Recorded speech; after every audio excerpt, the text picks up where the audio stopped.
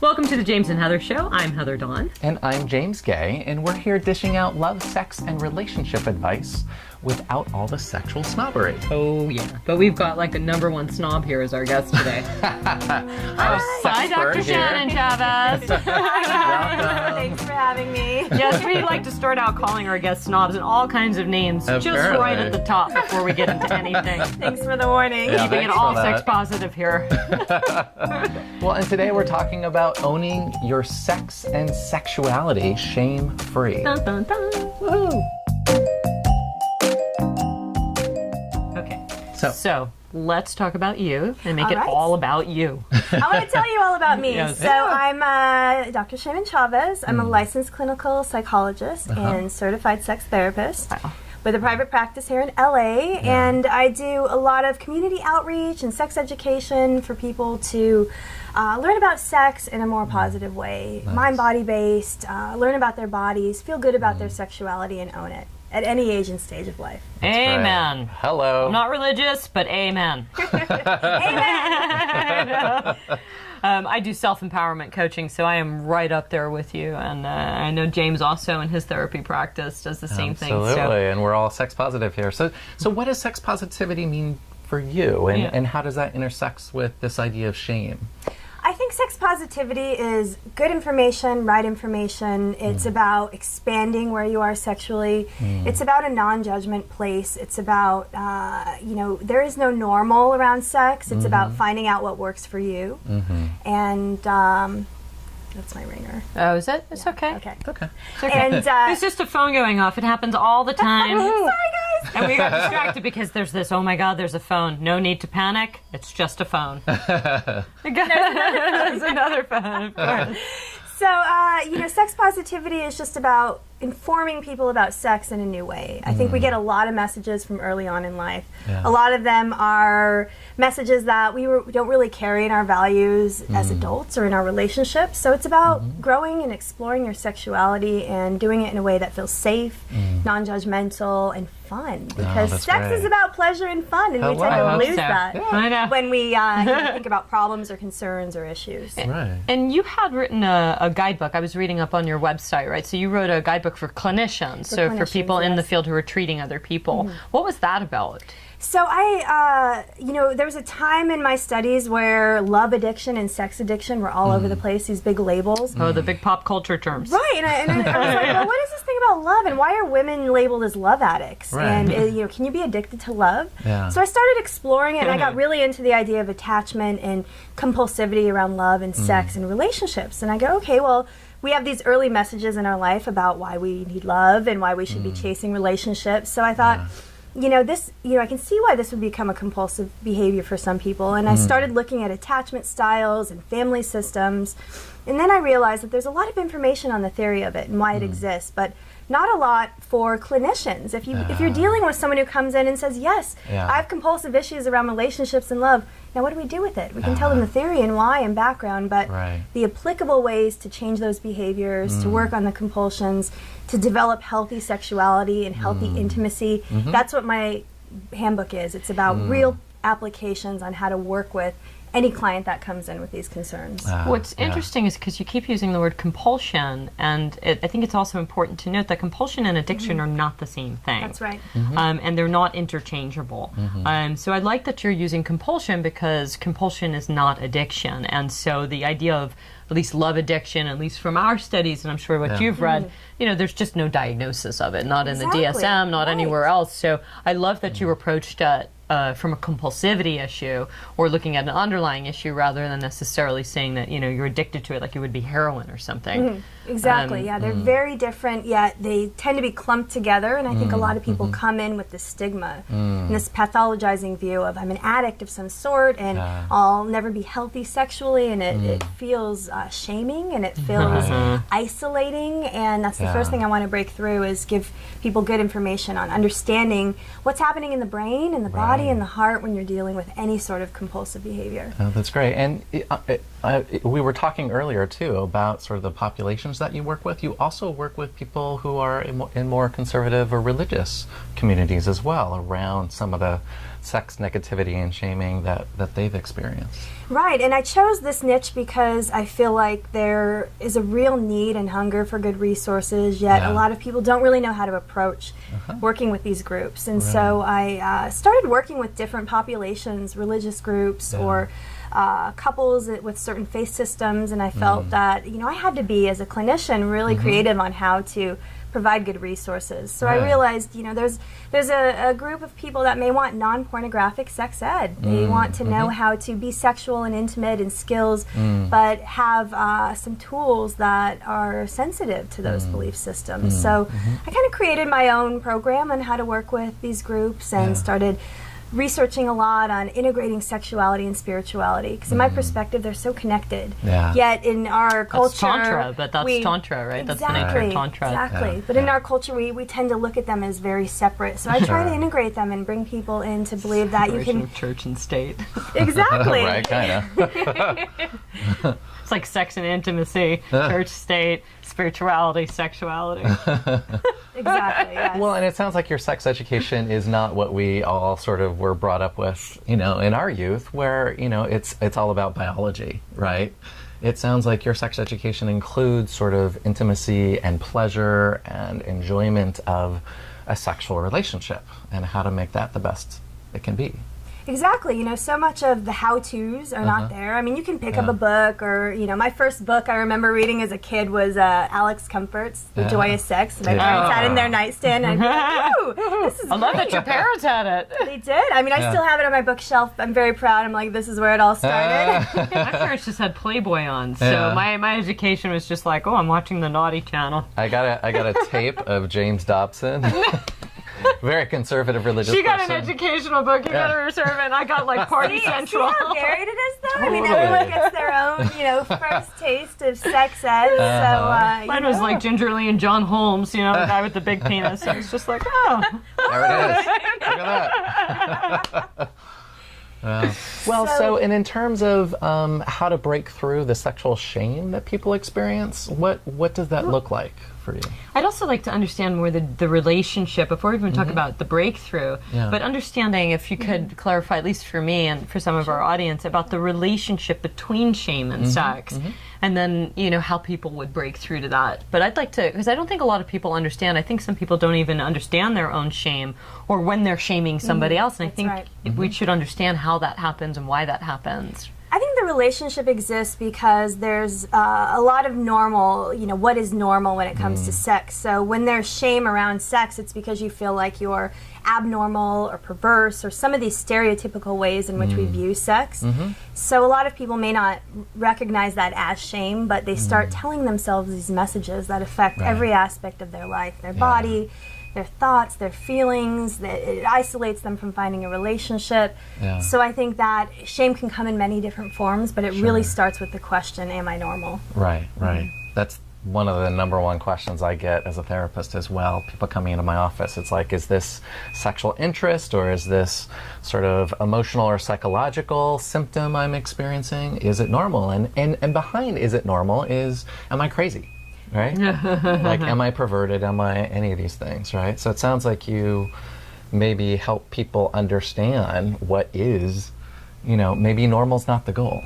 Right, or even ideals. Sometimes my clients will come in and they say, I want to have great sex. And I get excited. What's great sex? And they say, I was hoping you could tell me. Exactly. Right? That's great sex, or that's what, successful couples are doing, or this is what, real intimacy is. So we have all these ideals around that, and if you're not fitting that, there's a lot of shame. I'm not doing something right, I'm not a good lover, my parts aren't good enough, and so I think a lot of that has to do with these so-called ideals. So we have to kind of break through that, and I say, let's find your normal, let's find what works for you. Exactly. My great sex may be different than your great sex, so Right. let's talk about what what's right for you, and expand how you're thinking about that. Great. I think also too, when we're looking at shame, a lot of times when somebody goes to shame somebody else, it's their own stuff that they're having trouble rectifying and finding peace with.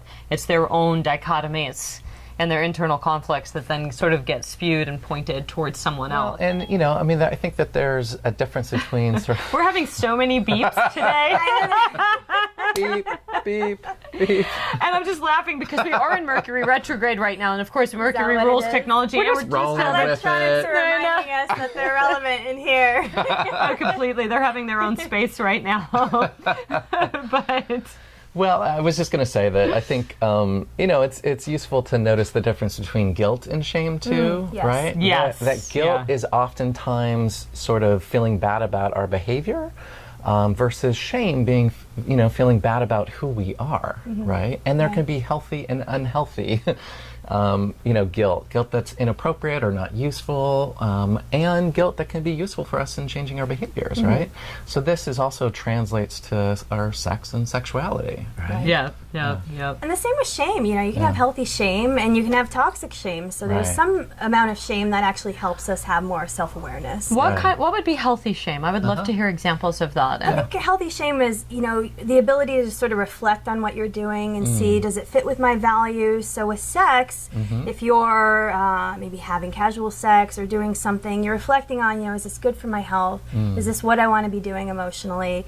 You know, I may be feeling bad about it or feeling that, you know, is this the right thing? But it gives you a sense of, is this aligned with what I really want? Right. So I think in that way, healthy shame, making you think about how you feel about it and looking inward can give you some awareness of, are you on the right path for yourself? Are you making the right choices? And so it gives you a Right. sense of knowing whether or not you're doing it for you or doing it for others, or are you being influenced from the outside, or are you doing it because it's part of who you are and what you really want?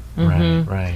It's funny that you asked that question, which is what you really want, because I know when I'm working with people in sessions, I do a lot of self-empowerment work or integration, and, you know, and someone's asking, well, should I do this, or should I call this or not, or this, and I always say, you got to set those questions up in a frame. They need to be put in a frame. What is it you want, right? So when you're looking at something like that, you have to say, well, if you want to be in a happy and fulfilling relationship, then there are certain, you know, behaviors that you should do or not do. Right. And, you know, shaming somebody is not exactly going to get you to your goal.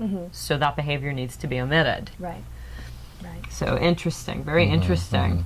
And you were talking about breakthroughs, which, right? Breakthroughs. Well, yeah, I mean, Breakthrough. how do you go about, what are the steps that people can take to free up some of that, you know, sexual shame that isn't healthy, that's toxic? Or, you know, what kind of, can you give us an idea of what that looks like when you're with someone? You know, normalize and normalize and normalize. I come in, I give them permission. I say, hey, you've done the hardest first step. You've come in here, you've said, I need help, I have a concern, and I disclose. You know, all of us have sexual concerns. I have sexual concerns. Right. Everyone in their life will have them at some point in their lifespan, and it's nothing to be ashamed of. It's about getting support and help, and so you start to unwind that shame tension by, oh, okay, it's okay for me to have it and talk about it and feel this way about my body or my sexuality, and I think that really starts to take away the tension or the you know, the weight that shame has on us. You know, we have this hold on it because we often feel isolated or alone, or that we're the only one dealing with it. So I think with normalizing it, you start to feel more connection. All right, this is something that happens to a lot of women or a lot of couples, and I'm not the only one. Right. No kidding. Yeah. No, The that's only great. one suffering would make you special. You're not special. Well, special, but maybe not that special. Your own way. Exactly. But not special enough to have an e-pass out of any kind of suffering. Right. Well, and I noticed too, along with this conversation, that sometimes it's helpful for people to understand, like, why do I have this belief about this particular sexual turn on or desire? Do I need to change the belief system that I have, or do I need to change my behavior to more closely match those core beliefs, right? So sometimes, you know, it's like, oh, well, this is something I was taught to me, but it's not truly intrinsically what works for me. And so starting to challenge those assumptions and look at various different ways of, you know, being a sexual being can also be part of, you know, decreasing shame. Exactly, right. Sometimes I have clients even identify those beliefs, and it's the first time they've ever really thought about it. Well, what do I believe and why, and where did this come from? Did I hear it early on? Was it something that was repeated over and over again, but I never really understood what it meant, but you carry it along with you throughout your life. So the first thing we do is we sort of look at them and we see if any of them fit and align with where they're at now, and then we challenge them. Do you believe this? Is this even true? Let's think about this. Is it current? Exactly. I call it updating your software. A lot of times when I'm doing or working yoga with clients or stuff, I'll just be like, we're always coming in and updating our hardware, which is our bodies, but we often need to spend a little more time updating our software. If you're still running a program from 1995's trauma, it's time to upgrade that software, or your iPhone's not going to work. Exactly. Great analogy. Exactly. Doesn't matter how fancy the outside package is. The software is old. It's old. That device is not working. Exactly. You know, it's interesting because I had a lot of shame as associated to boobs because I grew up watching. Again, I told you I saw a lot of. I saw my first piece of pornography at 5, and so it was just like everybody had big boobs. Everything was like big boobs, big boob, big boob, boobs. And then when my family and I were around watching, we were on like some kind of a French beach where people were topless. And again, everybody big boobs. I remember it was just like, oh, the small boobs. And I had this issue and it affected my sex life for like ever. I was just like, oh, well, I would warn people, just so you know, my boobs are small, as if they couldn't tell. But I felt like the need to sort of like, I had like the shame preemptively because I knew they weren't going to get the package that was boosted up to be. And so, I had to come to this place like, I was athletic. I was always going to be small boobed. It was just the way it was. Right. Okay. And so I sort of flipped my mind lens, and I rebehaved, and I would just walk around and I'd just be like, okay, and then flip the lights on, and I just flipped the psychology, but I had to catch it in action. Right. And I caught it because of an intimate moment where I was just like, look, just to let you know, such and such. And they're like, well, that's okay. I like you. Like what? And it made me think twice about it. Right. And I was like, okay, time to do some reprogramming. Yep. Software upgrade. Yep. Right. Yeah. And now I'm all like, I got small boobs, and I'm running around. Yeah. Well, and it seems like, a lot of the personal shaming that we experience, that we can also project that onto others, right? Yes. So if you're feeling bad about small boobs, you can also put other people down for big boobs or whatever. That oftentimes those messages our shadow material around our sex and sexuality can be put on other people, and then we criticize them for things, right? Yeah. How would you recommend that people sort of limit or avoid that shaming other people? I think the first thing is to be aware that you're doing it. Kind of like you said, sometimes when you start saying, what's irritating me, or what was it about that woman's body, or that person that started to make me feel a certain way. Investigate. Investigate, what are those thoughts and why are they coming up? And that often gives you a sense of what it is that you're experiencing. Yeah. So it's having people be more self-reflective and really notice what they're thinking and why. Yeah. And to start with spending some time working on those thoughts. Why are you feeling that way? Why the negativity? How is that connected to your sexuality? And how can we create better messages? Right. Great. Nice. And I think, too, I listened to what you say, and I've talked about this, too. It's like doing the work. When I hear the word work, I'm like, eh. But this type of work actually frees you and takes the backpack off your back. It's worthwhile work. Exactly. It's not the kind of work that doesn't pay out. It does pay out. It pays out in your health and your happiness. Yeah. And then that affects everybody else around you because you're in a better mood.